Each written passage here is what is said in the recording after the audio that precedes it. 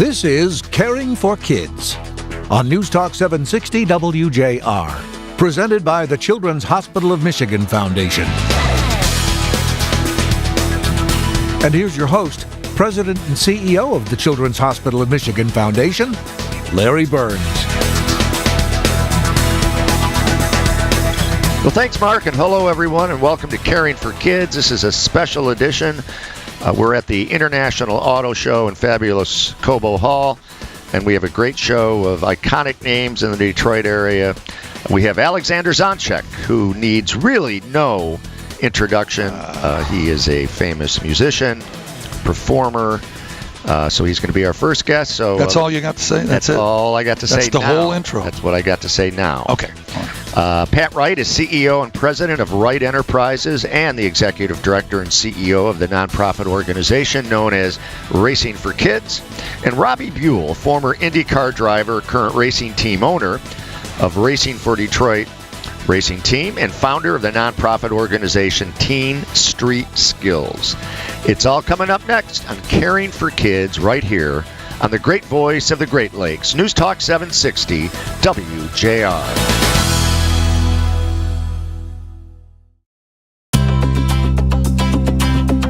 It's Caring for Kids with Larry Burns. Back here at the Auto Show, and my first guest is Alexander Zonjic. He's been a student of music since the age of 9 in his hometown of Windsor, Ontario, right across the river. You've been reading about it. I have. He completed his Bachelor's of Musical Arts degree at the University of Windsor, and I also believe he's in their Hall of Fame. He has performed on stages around the world in places such as Japan, England, the Philippines, Mexico, and many others. Wow. And AZ, as we call him, has played with some of jazz music's biggest stars, including Kirk Whalum, Kenny G, which is famous around the world. Yes. Boney James, just to name a few. And so, Alexander Zonjic, welcome to Caring for Kids. My pleasure. Thank you, Larry. I love your studio, by the way. Thank you. It's a big studio here at WJR and the Chevrolet display of the auto show, and there's people milling around, and nobody knows who I am. Many people have stopped by to see you and also ask where Guy Gordon is or Frank Beckman or no way. Yeah, not where's Larry Burns. Oh, that's not right. I know. We got to change that. Get over it. I'm going to be. We got to work. We got to brand you. I know we do. It's going to happen. Yeah. Thanks for having me, Larry. I appreciate it. Thank you. We have a lot of good stuff to talk about. We do. And I want to mention, one of your fun events that sort of lets people have some faith that winter is going to be over soon is something that you created that's called Cabin Fever. Yes, Cabin Fever Jazz Festival. 4th year, by the way. 4th year? Yeah. Tell us a little bit about that. Well, I'm very much in touch with the fans. I'm lucky that I'm not just a presenter of music, but because I perform, I run into fans all the time. And it just started years ago where they could not wait for the summer. You would run into them in February and run into them in March. It goes, we can't wait.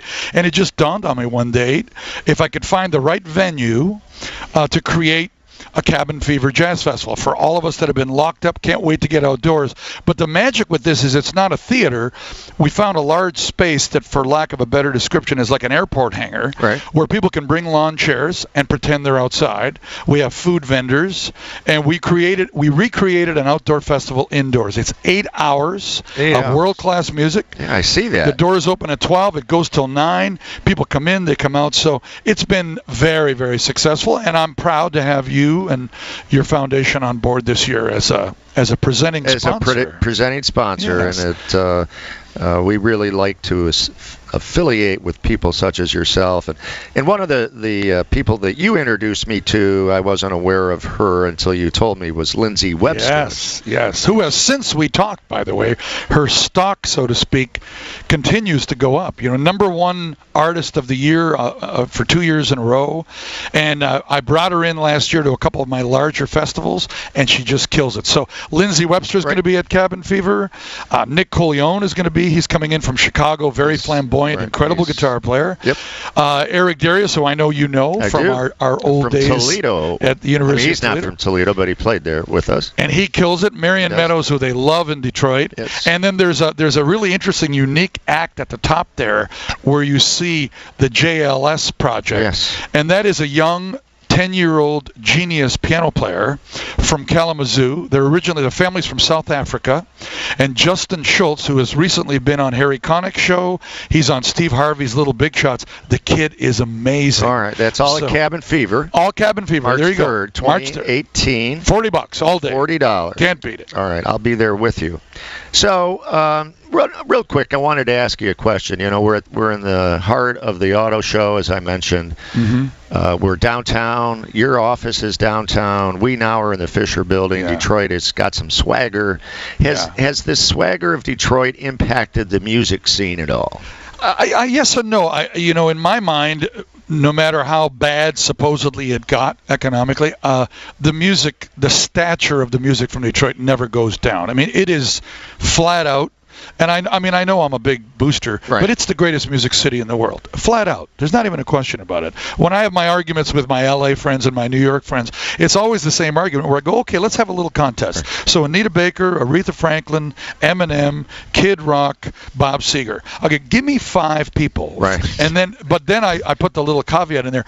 Give me 5 people who actually still live there. Give me 5 people who are originally from there.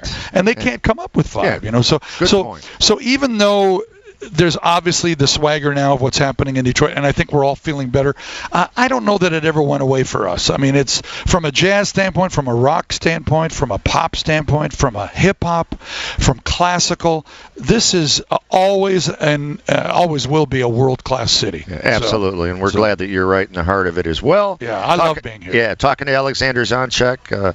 Now, we have an event that we're doing together in cooperation with Music Town. Yes. Which is in Hockeytown, in our partnership with some of the great radio stations of Detroit, such as The Ticket and WWJ and some others. And so that's on April 28th. Mm-hmm. It's called Music Town Live. Yes. And we're going to feature Alexander Zonjic and friends, and then a couple other guests. Tell us about that. Well, when we were putting this together, Larry, and we've done projects before, it was very calculated. Who do I bring in that reaches a jazz audience? Who do I bring in that might cross over into a different audience? How do we take advantage of that beautiful city theater?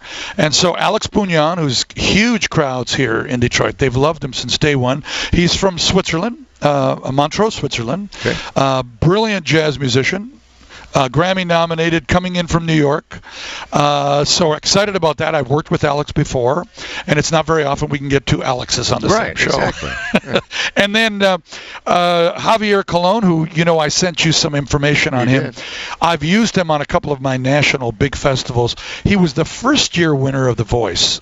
And the kid is incredible. Who was his coach? Do you remember? Adam Levine. Adam Levine. Yeah, Adam loves him. Adam loves him. Didn't he open for Adam for a while? He did. He opened for Adam. He toured with George Benson. Yeah. He does musicals. The kid is incredible. And by himself with an acoustic guitar, he just kills it. Yeah. And I thought the intimacy of the city theater. So how many people will be in this theater? 400. 400. So it's good. There's not one bad seat there. Not a bad seat. Very intimate. I think it's going to be a magical evening. Yeah, it's a fundraiser for Children's Hospital of Michigan Foundation. Mm-hmm. General admission, which is great seats, is $40. $40 for that night. And how do we do it? Volume. Yeah. And then VIP tickets, $150. That includes an afterglow with food and beverages. Yes. You get to meet the performers. Yes, I come home with you. I spend the weekend. Exactly. Yeah, you know. I cook for you. Right. Yeah. I'll do whatever it takes for $150. That's awesome. Yeah. Magical night. I really appreciate you asking me to do that. That's going to be so cool. Well, it's a partnership, and we're excited about it. And so that's April 28th, and people can find out more information on our website, but they can also go to yours. Right. Go to my website that's already posted there. Yep, Just go to zonjic.com. All right. That's mission control. Yes, right, indeed. And so the last thing is we have an event, our second annual Derby for Kids, raising money for pediatric cancer programs at Children's Hospital of Michigan. It's May 5th. Mm-hmm. This year it's at the Country Club of Detroit, which is an iconic building Albert Kahn designed, and we're going to have some music this year, so we're going to have Alexander Zonjic and friends. And you mentioned iconic, and when we were putting the program together, what's more iconic than Motown, and what crosses over more than those incredible. Exactly. So the theme that I put together for you guys was Zonjic meets Motown. Yeah. And so By the way, that building, first time I'd ever been there was when we visited. Yeah. So an iconic place, Motown, me, my whole band. Yeah, We've got gonna be fabulous. 10 people coming. Right. It's going to be incredible, and they're going to watch the race too. Right. Absolutely. Okay. It's the fastest. I got a kick out of it when you said we got to take a break for the race, and you said it was, 3 minutes? 2.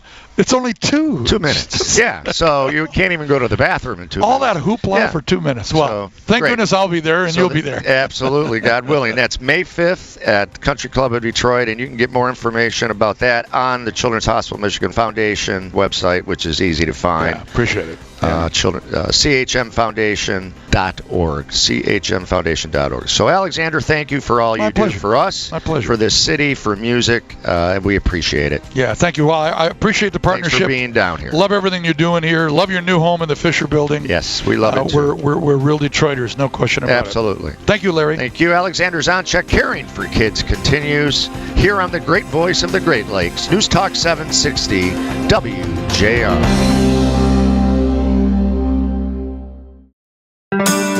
Welcome back to Caring for Kids on WJR, presented by the Children's Hospital of Michigan Foundation.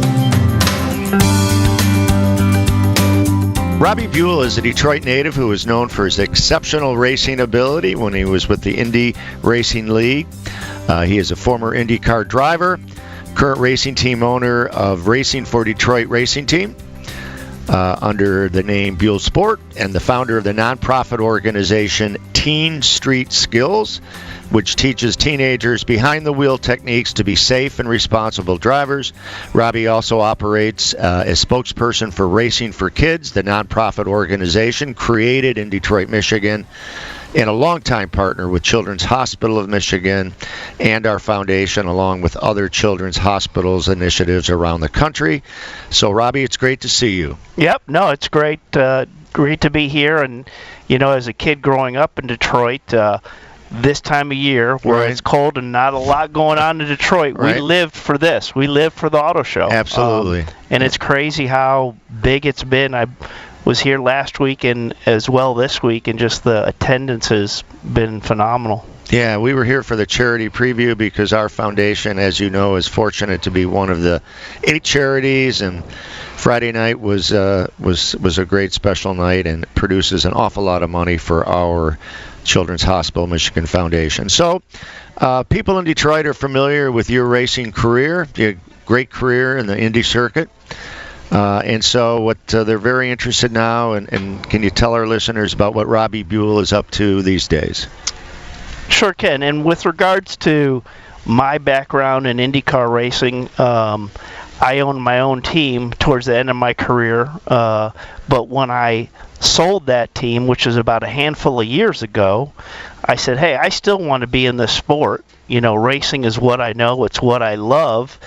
And I was talking with my brother Tom that still lives here in Detroit, and we said, why wouldn't we look at having some type of race shop in Detroit and run something from here? There's never been a race team that has been set up in the city. Right. Sure, there's good teams around the area, whether you're talking Livonia or something like that, but nothing in the city. So we said, boy, have a little race shop there, be able to involve the community, show what a race shop does, and that was about 3 years ago.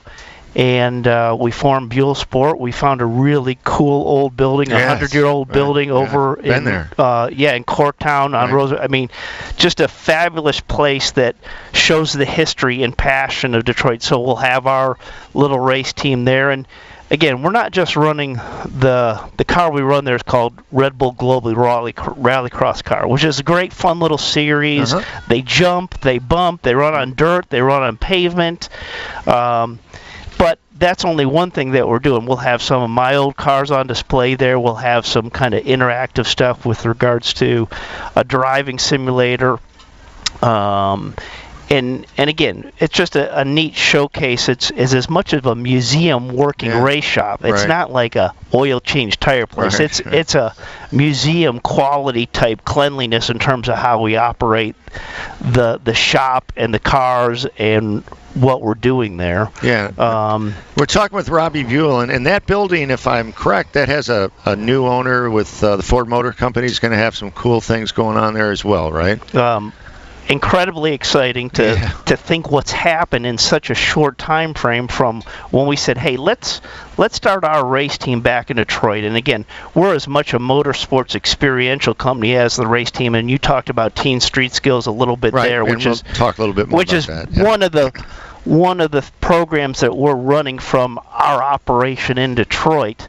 But how exciting for Ford coming back to Detroit and coming back to its roots, and from a racing standpoint, racing was started by Henry Ford here in Detroit. He was the guy that really started racing. So the roots of that is great, and for them to be bringing what Ford's calling their Team Edison group, which is all about this new world of electrification, and we don't know where it's coming, and it's coming fast, and it's going to be a different world, but it's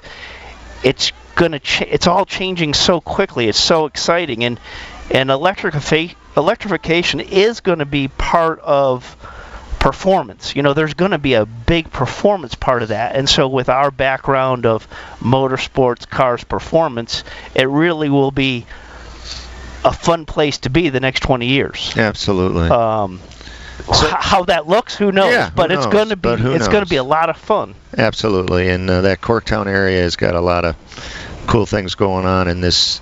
I think Ford's bringing about 200 people down there eventually to work every day, so that's going to impact everything there. So we mentioned Teen Street Skills, your nonprofit organization.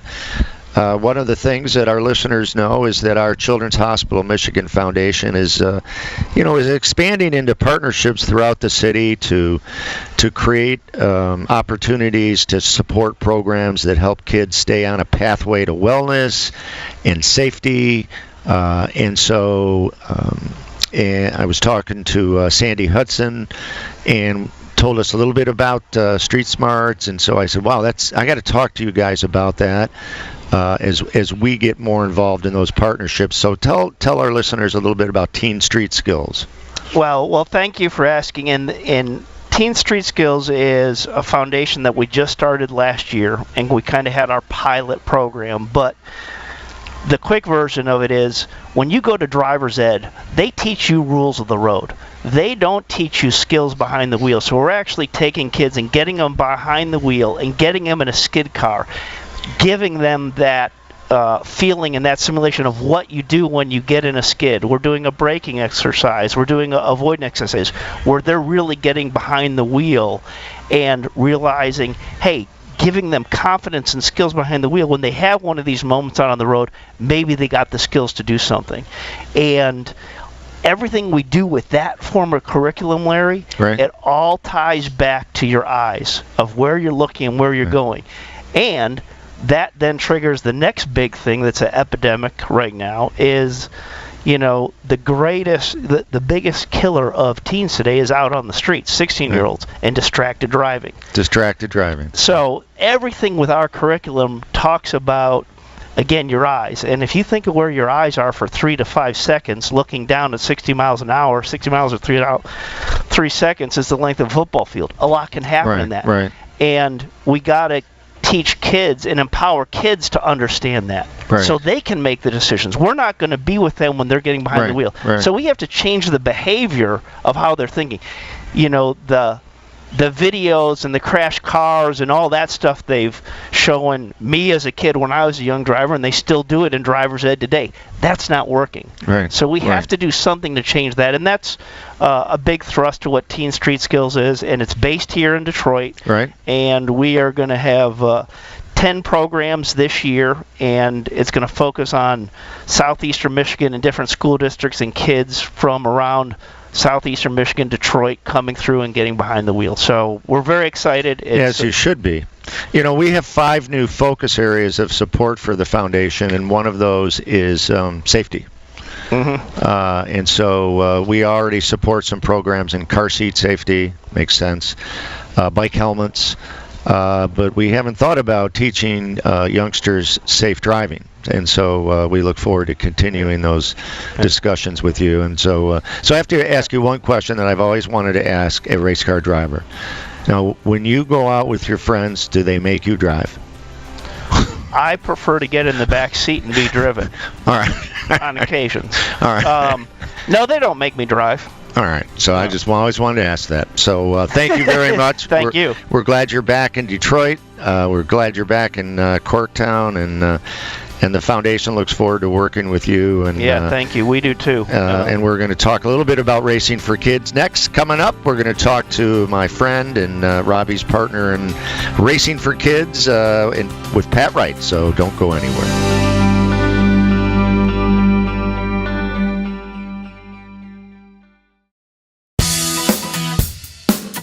Welcome back to Caring for Kids on WJR.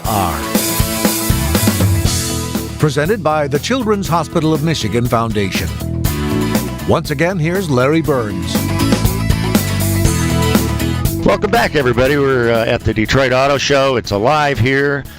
So many people here having a great time, kids of all ages and their grandparents, parents, and so a great time here in Detroit. So with us now is Pat Wright. Pat is a familiar name around the automotive world. Pat is CEO and president of Wright Enterprises, which is a marketing and public relations company specializing in automotive, auto racing, healthcare, and publishing industries. He is also the CEO and executive director of Racing for Kids, which is now a national charity that uses the popularity of motorsports to bring awareness and funding to healthcare needs of children and children health institutions in some of the greatest places in the country. Pat is also the author of the bestseller On a Clear Day You Can See General Motors, i.e. the John DeLorean story. Pat Wright graduated from the fabulous Marquette University, which my brother Pat did as well, with a bachelor's degree in journalism and philosophy. So, Pat, welcome to Caring for Kids. Thank you, Larry. Great to be here. It's great to see you always. And Racing for Kids started right here in Detroit. My first journey at Children's Hospital, Michigan, from 1987 to 1990. I became good friends with Bill Penske and yourself, and you guys had the vision. Robbie's career was launching, and great things were happening, and you came up with the idea in 1989 to create something that's called Racing for Kids. And now, 30 years later, we're still talking about it, and so congratulations, and tell our listeners a little bit about how it started and how it's going now. Yeah, I can remember actually that first day, our press conference on the out near the Children's Hospital there, back in the green walkway there, like it was yesterday. That's incredible. It's been 29 years. Right. But basically, Bill Penske, head of pediatric cardiology at Children's Hospital in Michigan, and I were introduced by a mutual friend. Bill, when he was a young boy, had his nose in motorsports magazines while the rest of us were stick and ball guys, but Right. he was an avid racing fan, did a little bit of racing himself, and he wanted to find a way to put together his vocation and his avocation, taking care of kids and auto racing, and we came up with the idea of Racing for Kids. And we sat down, kind of hammered out a marketing program. About that time, my company was representing Robbie, and I said to Bill, I got a young race car driver would be ideal for this. And you know, Detroit background. Yeah. Well, and also, which I didn't mention, is Robbie's family, extended family, has been involved with Children's Hospital Michigan for 50 years or longer. Probably much longer. Well, plus my great-great-grandfather was one of the original founders. Yeah. So we can really stretch that right out. But my mom was very involved as a young man. Yeah. Absolutely. So everything came together. It was an incredible fit, and it turns out also that Robbie was a instructor at the Skip Barber Racing School where Bill Penske had learned to drive, and so it was a natural fit. And the idea, the whole thing, that our mission was to use the popularity of motorsports to focus public attention and funding on the healthcare needs of children. Basically, the core is what we do, and we've been doing this for 29 years. Every race, we take a celebrity race car driver. Wherever we're racing, we visit sick children in the local children's hospital or the pediatric unit of a large hospital there. These visits are a very important part of the recovery therapy, as the caregivers will tell you. They take their minds off some illnesses. They take their minds off some very protracted treatments. And in many many cases, we put a smile on their face for the first time in several weeks and put the smile on their parents. So it's been very rewarding. The doctors who care for the kids say these children get better faster because of these visits from celebrities, a lot of whom they'll see on TV. But in addition, we do see some children that are not going to make it, but it makes for such a great time for them and for their family and for their sibs. So it's very rewarding to see that look on a child's face. Exactly. And how did you go about taking it from Children's Hospital of Michigan to 30-odd some cities? How did you do that? Well, when we put the program together, Robbie had just won the Barbershop National Championship, which is kind of like AA or AAA ball is to the majors, and he graduated into single A ball, which would be the Toledo Mudheads to the Tigers, right. and that was Indy Lights. And so we basically had an Indy Lights schedule which paralleled the IndyCar schedule. And so we set up a hospital visit, and we'd go in a day early. Wherever we raced, Milwaukee was Children's Hospital, Wisconsin. If it was Denver, it was Denver Children's Hospital. And we'd visit the hospital in the morning and spend a lot of time with them and then go to the track. And as that worked out, especially with Children's Hospital in Michigan, then we developed an element of this that was taking kids to the racetrack. And we do that at the Grand Prix here. We have ever since 1991, working in partnership with Children's Hospital, also with Firestone. And that gives the kids who can get out of the hospital or who are chronic patients who are there often, gives them a chance to see big-time racing. They get to go where most children can't. They see the teams. They go in the pits. They go in the paddocks. We have good relationships with teams like Andretti Autosport, so we take them into the transporter, and they meet the drivers. It's just a terrific time that most kids don't get in it. It helps them. And every year they look forward to it, I know. And so we're here with Pat Wright from Caring for Kids. He's on Caring for Kids. He's with Racing for Kids. Robbie Buhl is still with us in our WJR studio at the auto show. And so tell us, the 2018 season is about to get started, I believe, in March. So what do you look forward to mostly in 2018? It's going to be great. We've initiated something this year. We started last year called Super Hospital Visits, and that is where we go into, and we're going to partner with the Children's Hospital Michigan Foundation. We're going to go in and make a very special event for the children. Whether it's we've got a donor who's produced these radio flyer wagons that are adapted for IVs, so kids that are bedridden can come around, come to our visits, can also go to their medical treatments. We'll donate those to hospitals. We'll also, in some hospitals, have them identify for us a need. And in Children's Hospital in the past, it's been cardiac monitoring units. So young kids who've had heart surgery can go home earlier, and the doctors who care for them have 24/7 confidence that they're on top of this child's case because he's wearing a monitor.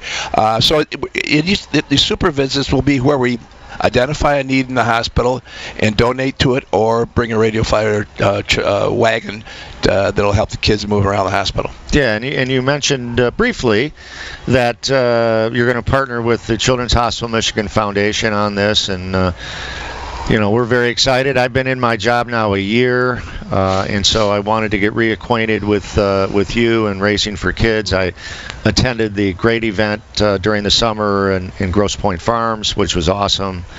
It was a great event, great night, and then you and I and your lovely wife had dinner, and talking about our trying to expand because of the fact that the foundation is now dedicated to Children's Hospital, but because of what happened with the DMC and it becoming a for-profit entity, our foundation is now really looking to be more of a community foundation for children, regionally, statewide, and then nationally. So to getting the word out about us in a similar way, and I know that a place like St. Jude and some other places have been at it a long time, but we're interested in letting people in the state and around the country know that we support children's initiatives and wellness and disease-related things. And so this partnership that we're talking about helps us do that. So tell our listeners a little bit about what you think that could mean to us collectively. No, that's a great point, Larry. I think one of the more interesting things here, and you and I had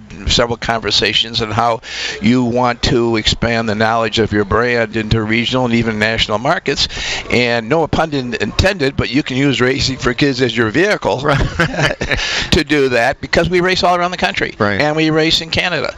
Yeah. And eventually we'll be back to some of the countries overseas that we've raced in. We raced in Japan, Brazil, Australia, Mexico. We're talking about a race in Mexico. So literally you'll be able to take Racing for Kids and we with you and deliver your message. Right. The goodness that's here in Detroit, southeastern Michigan, and Grosse Pointe is something that we need to tell the rest of the world about, and we can do is Racing for Kids for that, because we'll be on a hospital visit at every one of those cities. Right, absolutely. And Robbie? This, just let me, as I'm listening to you guys, again, the impact of Racing for Kids, Larry, you were around when we first started with our first visit at Children's Hospital Michigan, and Bill Pinsky, the founder from Children's Hospital Michigan.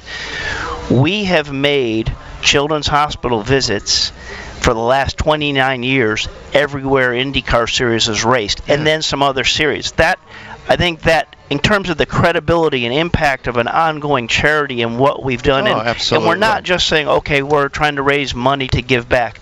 Racing for Kids is about visiting these kids, getting these celebrity drivers to there and making a difference in their life. And me as a driver, an ex-driver, is you think the world's going to end if you don't have a good day and you don't perform at the track. You're going to lose your job, or you're going to, whatever it's going to be. Right. And you want to talk about giving yourself, taking an hour and a half and visiting these kids and the families and the doctors, and, every driver interacts differently.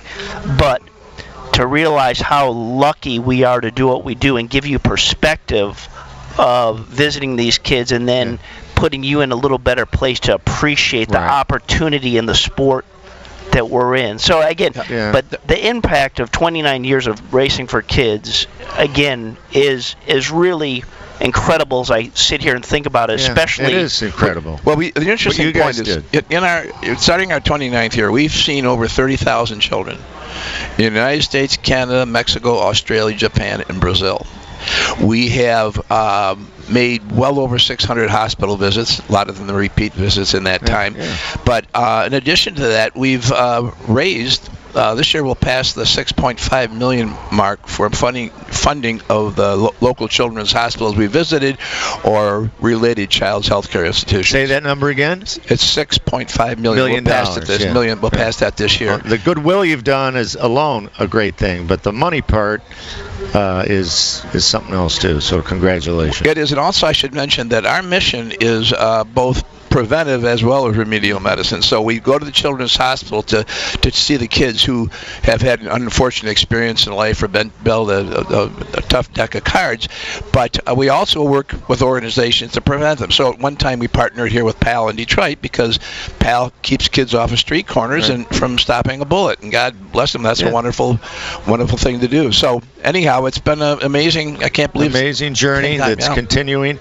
The other thing that I'm really happy about is that we collectively at the foundation have started a Racing for Kids endowment that will grow over the years, and there's nothing stronger to keep things alive than endowments. So I thank you for buying into that concept. And well, we thank you for your support. And so I'm very excited about that.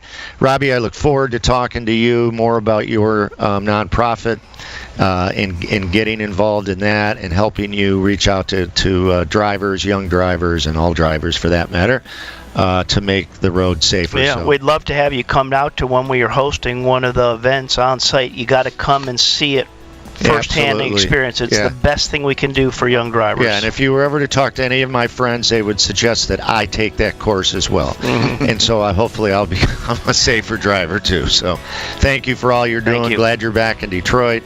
Pat, thank you very much, and look forward to working with you. Great. Thanks a lot, Larry. Okay, we'll be right back. That was Pat Wright and Robbie Buhl doing great things with Racing for Kids.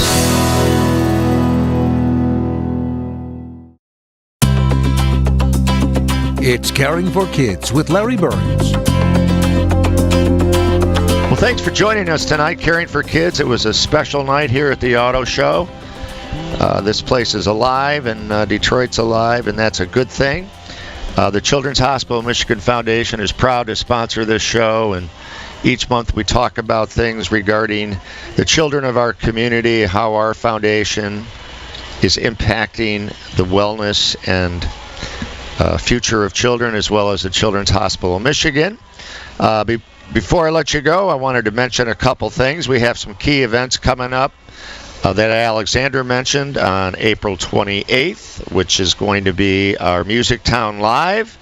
So we're excited about that. Derby for Kids on May 5th at the Country Club of Detroit. I want to thank the Detroit Auto Dealers Association for the charity preview generosity.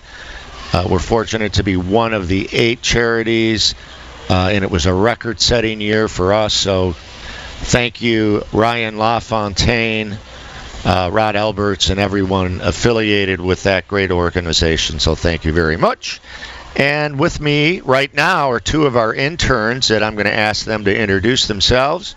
They're from the great school in Detroit known as Wayne State University. So ladies, welcome. Thank you, Larry. Gina, start off by introducing yourself and talking a little bit about your involvement as an intern. All right, well, my name is Gina Giovanni. I am a senior at Wayne State. My major is marketing, and I am minoring in new media. So new media is social media marketing. So here at Children's Hospital, I'm kind of helping out with the marketing on our social networks. I am behind the scenes with our special events and helping out with whatever else I can. Wonderful. You're doing a great job. Thank you. And we're delighted to have you there. Haley, introduce yourself. My name's Haley Zonjic. I am a senior at Wayne State as well, currently earning my BSBA in marketing, and I have a concentration in advertising and communication. And here at my internship at the Children's Hospital Michigan Foundation, I am helping out with our social media. I also do our social media posts. I'm helping out with the radio show, special events, and just like Gina said, whatever else that we can get involved with. It's we get our hands in the pot of everything. Exactly. And has it been? I know this is sort of a loaded question, but is the internship been everything you expected it to be? Oh yes, absolutely. And so you have the opportunity to work with the likes of Jill Nelson, Jennifer, and Matthew. Mm-hmm. Yep. Doing radio and doing some great things. So our future is in good hands with these young women from Wayne State University. So I thank you for all you're doing, and I know you'll have great careers. And someday when you're both famous, I just hope you remember me wherever I am. So thank you so much. Thank you, Larry. Yep. I want to thank everybody for listening. We'll be back next month. And in the meantime, if you can support the Children's Hospital Michigan Foundation, we'd appreciate it. And have a great evening. Caring for Kids on WJR has been presented by the Children's Hospital of Michigan Foundation.